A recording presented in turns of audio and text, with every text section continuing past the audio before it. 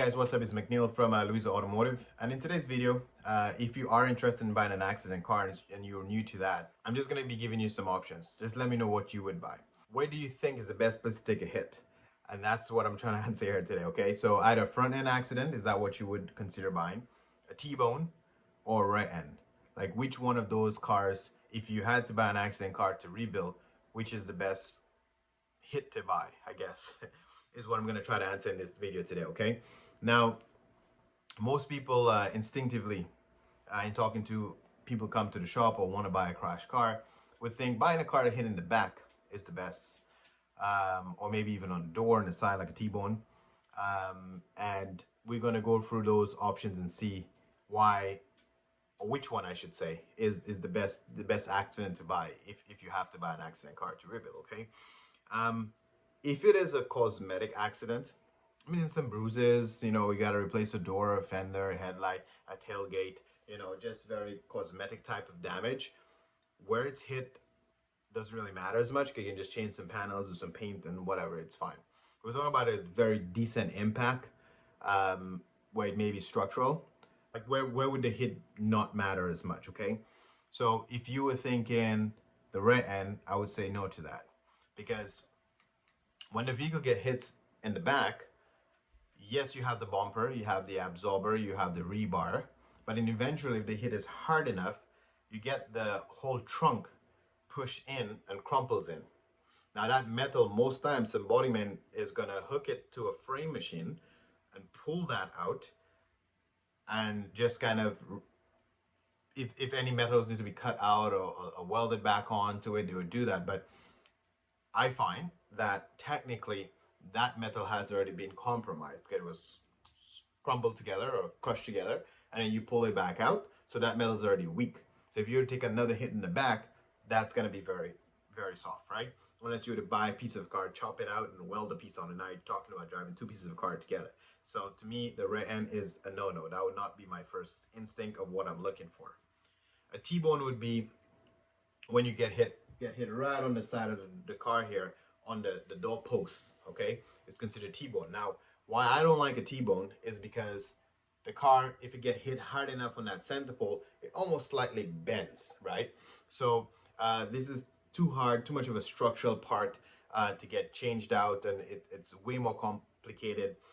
You can end up getting a car crab walking if you don't fix it properly, okay? So T-bones is not for me, okay? Now, most people would choose either of these and not a front end hit because you think, oh my God, if you get hit in the front, the engine's gonna get screwed up or maybe something's gonna get damaged in there. But why I like the front end hit a lot better is because vehicles was designed to take that front hit and absorb that hit. And there is a big space between your radiator and your actual engine. There's pretty much a gap, probably like this much in between there. So when the car get hit in the front, okay, your bumper get damaged, your absorber get damaged, your rebar get damaged, all that absorb the impact, initial impact. And you got the radiator, you got the condenser, which is for your AC. So those pieces, you might see the car pissing some water or whatever when it get hit because you bust the radiator. All those parts are very easily to be replaced. You can buy that ride support, you can buy all of that, but there is so much space between your engine and all of these pieces, and it was designed to just buy and replace. In other words, let's just say your car was not in an accident and the car is like 10 years old now, and you got to replace the radiator, or you got to replace the condenser. Like, those parts are meant to be replaced. Your trunk was not meant to be chopped out and welded back on. But the front end of the car, a bumper, absorber, even the rebars, those things that is bolted on, you can unbolt it, bolt it back in. Like, a lot of the parts in front of the car are replaceable without trying to weld or custom a piece of it or trying to reuse a piece of the crumbled up metal and pulling it back out to compromise the strength of the car. You could almost make the car back to original OEM specs because everything is, you could disassemble and reassemble new parts. And that's why I prefer the front end hit. You could get the car back as accurate as possible with a front end collision.